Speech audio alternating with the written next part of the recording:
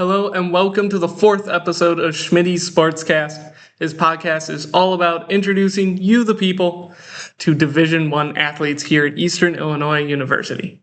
Our next guest is a very special guest from cross country and track and field, Brenda Torres. Thank you so much for coming on today. Well, let's just get started right in the episode, and I'm going to start how I always do. Where were you born and raised? Suburbs of Chicago, kind of like Schaumburg area. That's the best way I can describe it. So yeah, definitely suburbs is my place. So that's actually funny. I'm from Schaumburg. Oh, okay, cool. So you might know I'm kind of more from like the Wheeling, Prospect, that area. Okay. Yeah, that's cool. I went to Schaumburg High School, so. Yeah, Wheeling High School. So when did you start running cross country? I started in middle school, 6th grade. And I actually started because my brother, he was a runner. And so he's a couple years older than I am. And I saw him, run and do cross country and track. And I was like, you know what? I want to be like him. And so I tried it and now here I am. And then did you do any other sports when you were younger? In middle school, I did volleyball, basketball, all those, just to kind of stay in shape between cross country and track. I danced for a little bit, but I didn't take anything too seriously. So your first major, I guess, commitment to a sport was cross country and track. Oh yeah. It was, from middle school, my coaches were just, they knew my brother, they had coached my brother, and so they kind of took a liking to me. It just kind of sparked my love for running. And then in high school, I was looking up before, I went to Wheeling High School, did state a lot, stuff like that. Just kind of tell me the experience of your high school running. Yeah, so my high school coach, her name is Mrs. Peterson. She actually was a runner here, and she did steeple. She held the steeple record for a while. So, a lot of my training in high school was similar to what we do here now, because obviously she took some of the training that she did here and applied it to us. But yeah, it was great. She was definitely having her as my coach definitely got me through a lot in high school, and it allowed me to find that love. So as I said, I went to Schaumburg High School. So I know we ran against each other, our teams. I never ran cross country. I was only the student manager. Okay. I was not fast enough. But a lot of my friends were on the team. We had a weird course. Were you ever there? Yeah. So our course is around an elementary school, about 5 minutes from our high school, and you go on pavement and stuff like that. Yeah.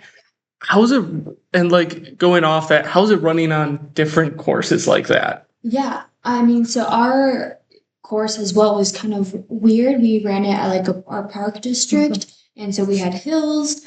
We had to have foam mats on the ground for the concrete, so that with people with spikes. And yeah, I don't know. I think definitely the different courses show different strengths of different runners. You might be a great uphill runner, and so hilly courses are great for you. You might be a great downhill runner, so downhill courses are great for you, or maybe your strength is flat courses. So it just really it's different from track, where it takes a lot more. Well, this might be controversial, but I think it takes a lot more grit to run cross country than it does to run track. Yeah, I know. Just I never ran, but student manager, just seeing all the different courses in high school is crazy. Do you get that same kind of different course feel in college as well? Yeah, I think we kind of even get more of a variety, just because Illinois is pretty flat. And so in high school, you really only compete in Illinois.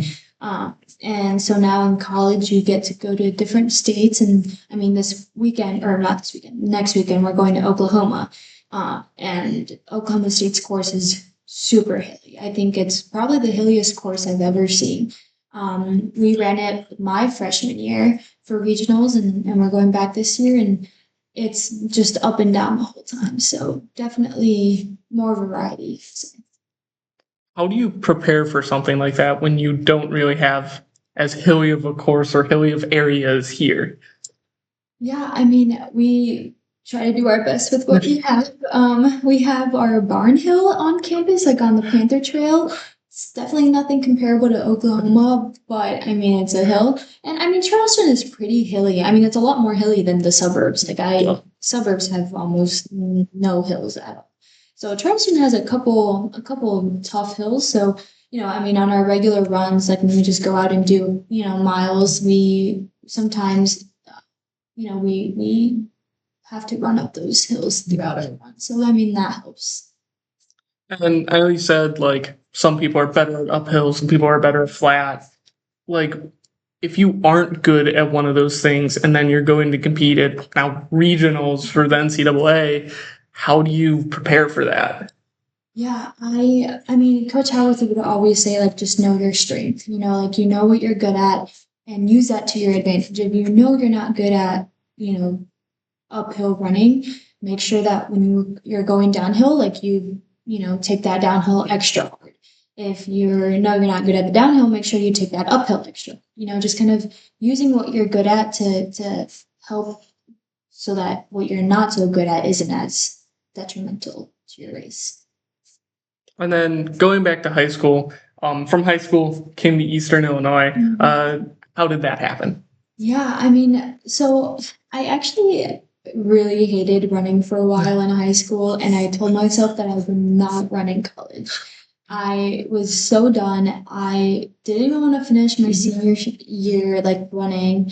I like ghosted a lot of coaches, like even Coach Howard, and I'm so sorry to Coach Howard, but I like ghosted her for months because I just was so done with running. But my high school coach, Coach Peterson, we call her PD. PD was, adamant that like, hey, like you're really good. You could do some damage. You could get a scholarship, like, and so it wasn't until like April, I think, of my senior year where I texted back some of the coaches and Coach Howarth was one of them. And I was like, hi, like, maybe I do want to run.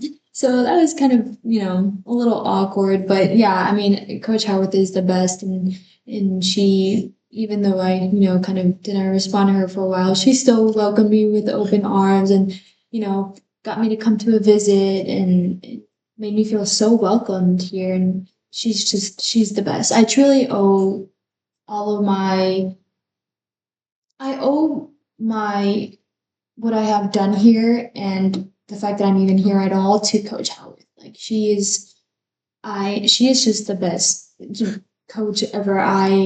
Yeah, she's amazing. And then I know I've talked with like other track and cross country athletes before. Did the blue track ever like help you to come here? Because I know a lot of them say it's one of those reasons. Yeah. I mean, it's also, I think, the fact that, like, I mean, this is where state is held every year, like it's kind of like, oh, like the blue track, like the blue track. It's not just like, oh, it's a blue track. It's the blue track, the state meet track. So I think that's a big contributing factor too. It's like, oh, like I get to run, like be part of the team where like state is held. Like that's like a big, I don't know, like I think it's good to say like, hey, I can be an athlete on that team. I do think it's like funny when I come here and all the athletes are like, "Oh, blue track's amazing, it's the best thing." At my high school, every track athlete never wanted to go to state because they did not want to run the blue track, even though our high school had a red one. So I don't know. Yeah, no, well, that's funny because my high school also had a red track. I mean, I've seen like a black track. I've seen different color tracks, but my high school also had a red track. But actually, once I graduated, they like made my high school's track blue. Oh wow. Yeah, so, and it's like a whole new track, like new surface, like new everything. And of course they did it once I left. So now you're here at Eastern. I know we've already talked a little bit about Howarth, but were you here when the cross country team won the OVC championship? Yeah. So my freshman year, we won. It was our second for the women. It was the second year in a row winning, and then for the guys, it was the third, I believe. If I'm wrong, please cut that out. Um, so yeah, I mean, that experience was amazing. I mean, was lucky enough to run on the team with like Sarah Carr and Mackenzie Aldridge and Kylie Hackey, like all these people that, they were older than me. They were the seniors on the team or juniors, like the upperclassmen, and they were able to lead us into like, a championship team and race. And yeah, I mean, that whole experience was amazing. How do you like when you're running against these runners that are not so much better than you, but better than you because you're just a freshman? Kind of how do you learn from them? How do you take that? Yeah, I mean, I kind of I mean, for track, it was way more noticeable. Sarah and I think for every meet we ran the 1500 meter together. Like I don't think there was ever a meet where I didn't run it with Sarah. And honestly, like it was just kind of one of those things where I just let Sarah like do what she did and I just followed right behind her. Like any move she'd make, I'd match it. Like if she were to, throw in a surge, I'm throwing in the surge. Like it was one of those where, it just I trusted her and she had years of experience and I mean, of course I'm gonna follow her. She's the senior on the team. Yeah. And then I mean, you run pretty much year round as you're in cross country and indoor track, outdoor track. How do you like one stay like healthy enough to run all that time, but also you have school and personal life and all this other stuff. How do you balance all that? Well, it's really hard. I mean, I'm also like a bio major. I'm pre-vet, so I'm like, that pre-med medicine kind of track, but veterinarian. So it's really hard. But I mean, we have such an amazing support system, like bios. We have like our not only like our academic advisors, which I mean, Sam Langdon is the best. She's my pre-vet or pre-health advisor. She's amazing. And then we have, like our athletic advisors like Jen and Leah, who are just always checking in on us, making sure, we're staying on top of what we have to do. And then obviously our coaching staff. I mean, Coach Mack has been great. There's been many times this season where I have a biochem exam and I'm like, Coach, I can't come to practice today. I need help to study. And he trusts me and he knows that I'll get the run in eventually, like throughout the day. And he'll let me, stay at home and study. And also our teammates. I mean, my physics class, I have like four of my teammates in that class. So we help each other out, and I mean, if people need help in different classes, there chances are someone else on the team that's older has already taken that class. So, just kind of helping each other. With track and field and cross country, they're kind of different sports, but you still run both of them. How do you go from running cross country on field 6 kilometers and then go to track and field where you're running different events on a track? Yeah, I mean, for me, we do the 6K during cross country, and then during track, I'm kind of more of a mid distance runner, so I do more of the 800, 15. So definitely not no 5K or 10K for me. So yeah, it's definitely different. Obviously, our training has to be different. We kind of focus more on some speed stuff just to get that fast twitch muscle to wake up again. And I think just kind of, I don't know, I mean, this might just be for me, but I feel like on the track, I just always feel faster anyway. Like it's always like, oh, you're going to run some fast times on the track. So, yeah, I think that mentality of you're running on the track instead of on grass helps. I know many uh, athletes from like cross country will run those longer distances in track. So how do you run now the mid distance? How did that happen? Yeah, I mean, I think in middle school, I started off in the 800. I mean, because in middle school, there's not really, I think the longest event is the mile. Like, there's nothing longer than that. and I did pretty well, like in middle school state. We have middle school state. I did pretty well in middle school state in the 800 mile. And so once high school came along, I just kind of stuck to my 800 in mile, and I'd run the 2 mile here and there for like team points. And once again, I was performing well in the 800 miles. So I was like, why change something that doesn't need to be changed? And now in college, I don't know, I've just stuck with 800 mile or 15 outdoors, and maybe this year you'll see me in the 5K. We'll see. Yeah.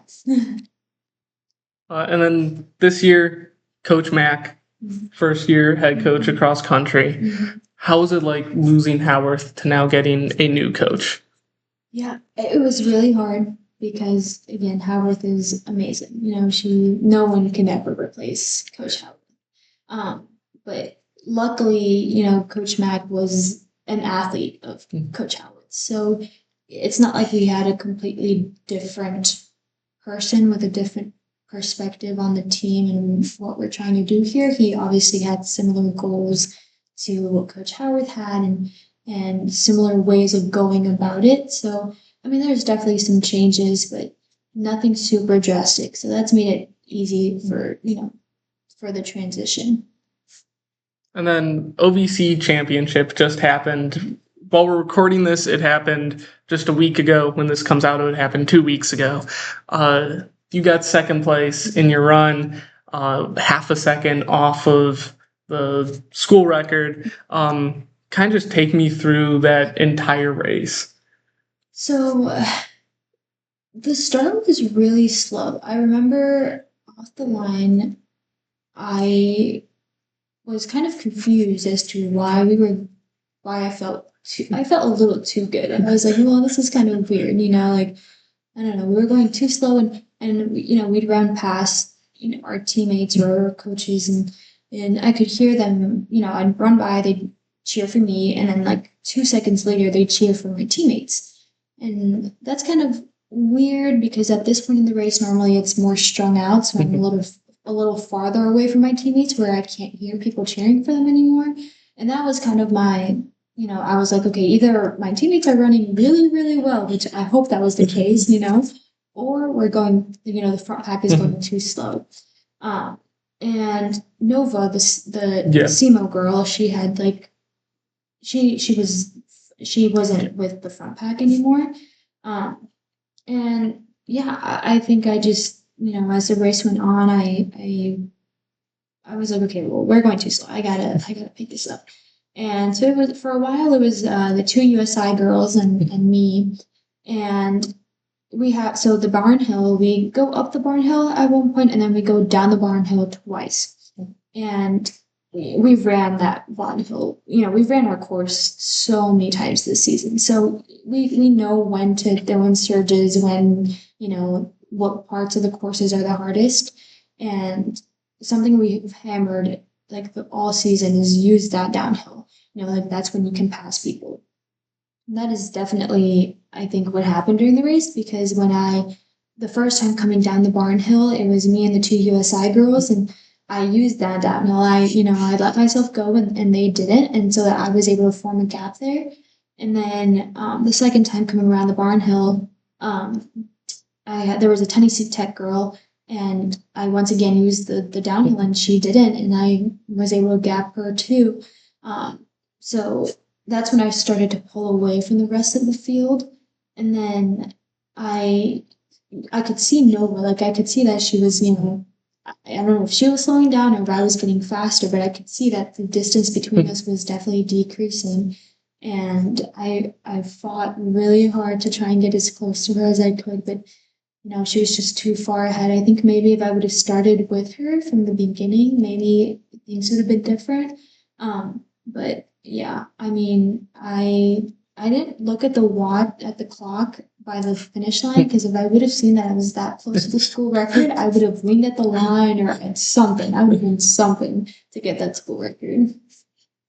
I think it's interesting that like you knew, like even like a week later, you still have that in mind of, oh, I knew this and this is running. Because I feel like a lot of athletes in other sports, their mind kind of goes blank at times, or they're just thinking about what's happening in the moment and not really taking everything in. So I think it's interesting that like you have this awareness of everything. Do you think like that's just something most cross country runners do? Um, I don't know because I definitely have some teammates. I don't know in college, but definitely in high school, I had some teammates who would run and like turn off their brain. Like it was better for them if they could just like kind of zone out a little bit and not have to think too much because if they did allow themselves to think, they would like psych themselves out or just, something like that. So I don't know, I think it's just preference. For me, I stay kind of I stay in it the whole time. I'm always actively thinking about, oh, around this turn, three quick steps, or use this downhill. Or I do a lot of the self-talk in my head. Just phrases like, I don't know, you got this, like you can do it, like this is your strength, like or like when you were coming around the finish, like, you have the speed, you have you're an 800-meter runner, you have a kick, like, that those kind of positive affirmations I tell myself. And I think that probably helps with, remembering because I can remember what I was feeling and what I had to tell myself throughout the race. Yeah, that's just so interesting to me because I know I used to play baseball. I used to play a lot of sports when I was younger, but baseball especially. And when I was pitching, I would get in my head way too much. I would talk to myself and then I'd throw four balls. But when I zoned out, then the game was so much easier. And I think it's interesting having different perspectives on whether you're always thinking or never thinking. Yeah. Well, for me, I think a lot of so I struggle really bad with like anxiety before races. Like it gets really bad where I like am having like a panic attack on a line. Like I'm full on like, crying. Like it's a whole thing. Like it's a whole theatrics. Okay. It happens every time. And it's I don't know. I think as soon as like the gun goes off, I don't know, somehow, some way, like the nerves don't leave, obviously, but it kind of I like my brain switches to like, okay, now it's like kind of like work mode. You like now it's like, like whatever you're feeling, like you gotta shove that to the side. Like you have a job to do here. You have to go out and race, like focus on the race. But definitely before that gun goes off, like, when we're warming up or doing strides or having your team huddle before the start of the race, it's really hard to not let, my thinking the amount of thinking I do get in the way of what I'm trying to do. That kind of leads next to where I wanted to go is kind of taking a step back from cross country, but also still being kind of there. Do you have any superstitions you like to do before races? Yes, I have a lot actually. Okay, so I tape my shoes, my spikes, my laces. I'll tape like put like a roll like yeah, I tape around my shoe to take my laces down. I started that in high school, and we did it because it was like at a meet, and it was like super like muddy, and it had been raining, so we did it so that like our shoelaces like didn't come untied. And then ever since then, I've just done it, even on the track, like a dry track when it hasn't rained in like weeks. I will still tape my shoes. Yeah, I have that. I have to start with water in my mouth, and I'll like, as soon as the gun goes off, I swallow the water. I have that one, and then I also, when I start the race, I start with my left hand behind my back, and then my right hand out. So, yeah. And these all started in like high school or? The water in the mouth and the tape started in high school, but the hand behind the back started in college, and I don't remember why or like how, but yeah. And do you have any like hobbies you like to do outside of running? Yes, I love animals. So spending any time with any animal I love. I have two pets at home. I have a dog and a cat. I love them very much. I miss them so much. I love Star Wars. I am such a huge Star Wars fan. I joke that it's my only personality outside of running. Yeah, and then I like video games, but mostly just kind of Nintendo Switch video games. Yeah. All right, well, I need to ask, what is your favorite Star Wars movie? Okay, well, I have two, Okay. and it changes between the two, but one is definitely chosen more often than the other. Revenge of the Sith. I love Revenge of the Sith. I just the whole story with Anakin and the fight scene with Anakin and Obi-Wan at the end and just all of that is just amazing and the soundtrack too. Like I just love. I study to Strong Words music. It's that bad. And the other one is The Empire Strikes Back. Okay. I love Empire Strikes Back too. I don't know. I think I have to pick one from the original sequel and then one from the prequels. And the sequels don't exist in I don't even. Yeah. For me, my favorite is Rogue One. I love Rogue One. Interesting. I think that's the first. You're the first person I've ever met that chooses Rogue One as their favorite. That's crazy because a decent amount of people in the den do really like Rogue One. I think for us, it's that geopolitical Star Wars. It's not like it doesn't have the like space wizards, which is still really awesome, but it has that grounded take that I think I really like, and I think Andor, the show, really just elevated that for me so much. Okay, cool. Did you watch any of the shows like Rebels? Okay. I watched all of Clone Wars. I watched some of Rebels, but I watched all of Clone Wars, and then live action shows. I've watched most of Mandalorian, Book of Boba Fett. Then I kind of stopped because I didn't like Book of Boba Fett. Book of Boba Fett kind of got. Sure. Yeah. Yeah. Get the Obi-Wan was also kind of rough for me to get through. But yeah, I mean my whole family, like we're all Star Wars fans and so for like the Mandalorian specifically, we would all sit around and watch every new episode together. But yeah, I don't know. I've been so busy that I haven't been able to keep up. Like I haven't watched Ahsoka yet. I haven't either. And I mean, my husband, Hayden Christensen, is in it, and so I need to watch it. But yeah. And then you also said you like Switch games. Yes. What Switch games are you really into right now? Well, I am really good at Mario Kart. Okay. Like I'm so good. Yeah, I'm on the road to getting all the gold cups for all the maps. I have all the original worlds or maps done. I just need the DLC packs. I need like a couple of the DLC pack. I love Legend of Zelda Breath of the Wild. I have the second one, but I haven't played it yet. Okay. But Breath of the Wild, I love. I spent so many hours completing that game. What else do I like? Okay, Crash Bandicoot. I get real mad at that game. I can't. It's one of those games where like I pick up for a couple months and I have to put down because I can't do it. I can't. Same with Cuphead. Like I can't. Yeah. I can't. Yeah.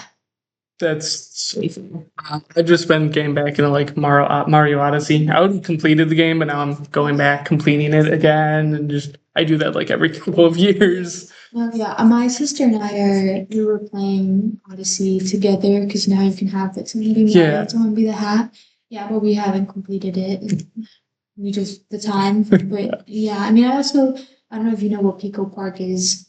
Okay, my friends and I, we like to play Pico Park together. It's a fun game. Same with Overcooked. Overcooked is pretty fun too. Yeah. So yeah. All right. Well, I think that's all the questions I had. But there is one question that I ask every single guest at the very end of the episode, and that is if you could be any movie character, anytime, any movie, and you could be them, drop right into the world. I think I have a feeling I know at least what universe it's going to be, but who would it be? So, okay, hear me out. I'd want to be Padme, and I know she dies, okay? I know she dies. But she gets to be with Anakin, and he is my husband. So, I want to be Padme so that I can have panicking to myself, and maybe I can change him. Maybe I can be the one to change him, and then he'll never turn to the dark side, and we can live happily ever after, married with kids and a family in a house in Tatooine. Well, thank you very much for coming on today. Of course, thanks for having me. And then for everyone watching, make sure to tune in next week for the next guest and the next episode.